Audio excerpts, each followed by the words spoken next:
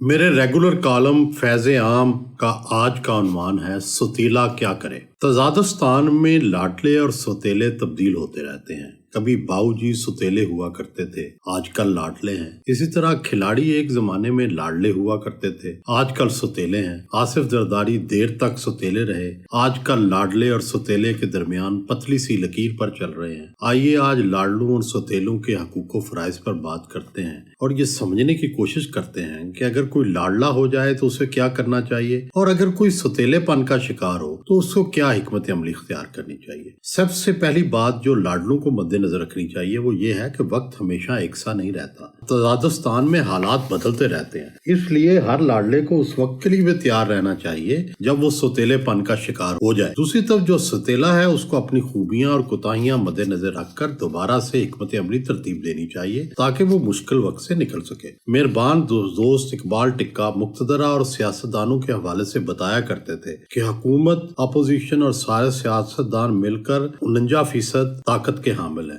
جبکہ ریاست کی 51% طاقت مقتدرہ کے پاس ہے۔ ان کے خیال میں یہی وجہ ہے کہ حکومت یا اپوزیشن میں سے جس کسی بھی مقتدرہ سے لڑائی ہو جائے وہ جیت نہیں پاتا۔ ہاں، اگر کسی معاملے پر حکومت اور اپوزیشن اکٹھی ہو جائے تو تب ان کی آواز میں وزن محسوس کیا جا سکتا ہے۔ میں ذاتی طور پر آئیڈیل جمہوریت کا قائل ہوں جس کے مطابق جسے مقبولیت حاصل ہو وہی حکمران ہونا چاہیے، لیکن بدقسمتی سے تزادستان میں ایک ہائبرڈ نظام ہے۔ سیکورٹی اسٹیٹ ہونے کی وجہ سے مقبولیت کے ساتھ قبولیت بھی ضروری ہے۔ اقتدار حاصل ہی اس سے ہوتا ہے جو لاڈلا ہوتا ہے، اور جو بھی ستیلا ہوتا ہے اس سے اقتدار بھی چھن جاتا ہے اور مشکلات بھی اس کا مقدر ٹھہرتی ہیں۔ ذوالفقار علی بھٹو ستیلے ہوئے تو نہ صرف اقتدار سے نکلے بلکہ کال کوٹڑی تک پہنچا دیے گئے۔ بھٹو نے جیل جانے کے باوجود لچک دکھانے سے انکار کر دیا۔ جنرل ضیاء الحق کو یہ لگتا تھا کہ قبر ایک ہے اور بندے دو۔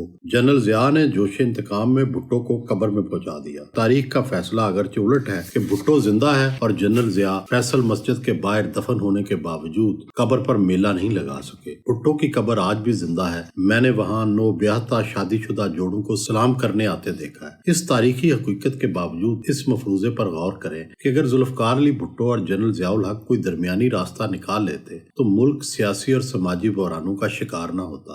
بے نظیر بھٹو اور نواز شریف دونوں نے اس سانحہ سے سبق سیکھا۔ بے نظیر بھٹو اپریل 1986 میں پاکستان واپس آئیں تو ان کا فقید المثال استقبال ہوا۔ اس وقت تک پیپلز پارٹی ضیاء حکومت اور امریکہ دونوں کے لیے سوتیلی تھی۔ بے نظیر بھٹو نے پیپلز پارٹی کے ان کارکنوں کو سختی سے روک دیا جو امریکہ کے جھنڈے جلاتے تھے اور امریکہ کو بھٹو کے قتل کا ذمہ دار سمجھتے تھے۔ اسی مقتدرہ سے جو ان کے والد کی پھانسی میں ملوث تھی مذاکرات کا راستہ اپنایا اور بالآخر ان سے مفاہمت کر کے مقبولیت اور قبولیت کے اشتراک سے حکومت سنبھالی۔ حکومت سنبھالنے سے پہلے مقتدرہ نے خارجہ، خزانہ اور دفاع کے وزیر اپنی طرف سے نامزد کیے۔ بے نظیر بھٹو نے لچک دکھا کر اس سمجھوتے کو بھی قبول کر لیا۔ جنرل مشرف کے ساتھ NRO بھی اسی لچک اور مفاہمت کا آئینہ دار تھا۔ اس رویے سے ظاہر ہوتا ہے کہ عملی سیاست میں لچک دکھانے سے راستے کھلتے ہیں اور ضد کرنے سے، اڑنے سے راستے بند ہوتے ہیں۔ نواز شریف کی سیاست میں ضد اور لچک دونوں کی آمیزش ہے۔ مقتدرہ سے کئی بار پنجہ آزما ہوئے لیکن ہر بار مذاکرات کا دروازہ کھلا رکھا۔ ایک بھائی سخت بیان دے رہا ہوتا ہے تو دوسرا بھائی خفیہ مذاکرات کے ذریعے راہ ہموار کر رہا ہوتا ہے۔ لچک کی یہی کامیاب حکمت عملی ہے جس کی وجہ سے نواز شریف آج چوتھی بار مقتدرہ سے صلح صفائی کر کے وزیر اعظم بننے کے لیے تیار بیٹھے ہیں۔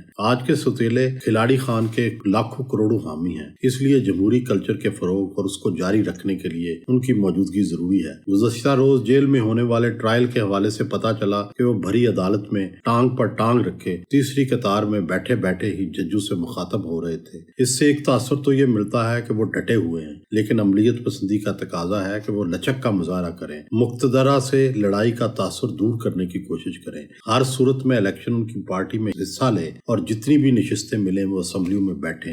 میڈیا پر ان کے دور میں جو زیادتیاں ہوئیں ان کے حوالے سے معذرت کریں۔ ججوں اور صحافیوں کے خلاف جو کارروائیاں ہوئیں ان کی صفائی دیں۔ خلیجی ممالک امریکہ اور بھارت سے اپنی خواہ مخواہ کی لڑائی بند کریں۔ صحافیوں کی ٹرولنگ، گالی گلوچ کا کلچر، جھوٹی خبریں اور پروپیگنڈا ان کی پارٹی کا فائدہ نہیں کر رہا بلکہ الٹا نقصان کر رہا ہے، اسے روکیں۔ آخر میں مقتدرہ سے بھی گزارش ہے کہ لاڈلے اور ستیلے کا کھیل کھیلنے سے ریاست پاکستان کو کوئی فائدہ نہیں بلکہ نقصان ہوا ہے۔ مقتدرہ پاکستان کی اہم ترین ضرورت بھی ہے اور مجبوری بھی، لیکن مقتدرہ کا سیاسی کردار سوسائٹی میں تقسیم کی وجہ بنتا ہے۔ مقتدرہ تو پورے پاکستان کی مشترکہ ہے۔ جب وہ کوئی سیاسی سائیڈ لیتی ہے تو دوسری سائیڈ کے لوگوں کو برا لگتا ہے۔ اگر سیاسی حوالے سے غیر جانبداری اپنا لی جائے تو مقتدرہ کا مقام اور بلند ہوگا۔ بدقسمتی ہے کہ یہی نواز شریف کبھی سوتیلے اور کبھی لاڈلے ٹھہرتے ہیں، یہی آصف زرداری لاڈلے صدر ہوتے ہیں اور پرستیلے ہو کر جیل جاتے ہیں۔ یہی حال عمران خان کا ہے کہ 2018 میں اسی مقتدرہ نے انہیں آسمان پر پہنچایا، اب اسے پتال تک پہنچانے پر مصر ہے۔ نواز شریف، آصف زرداری اور عمران خان تو بدلے نہیں ہیں، مقتدرہ ہی رنگ بدلتی رہی ہے۔ یہ کیسے ہو سکتا ہے کہ کوئی شخص پہلے اچھا تھا اب برا ہو گیا ہے، یا پہلے برا تھا اب اچھا ہو گیا ہے؟ میری رائے میں مقتدرہ کی اینک تبدیل ہوئی ہے، حالانکہ سیاستدانوں کو اینک لگائے بغیر ایک ہی نظر سے دیکھنا ایک جمہوری فلاحی مملکت بنانے کے لیے ضروری ہے۔ اگر یہ نہ کیا گیا تو ہم ڈبکیاں کھاتے رہیں گے، ساحل تک کبھی نہیں پہنچے گے۔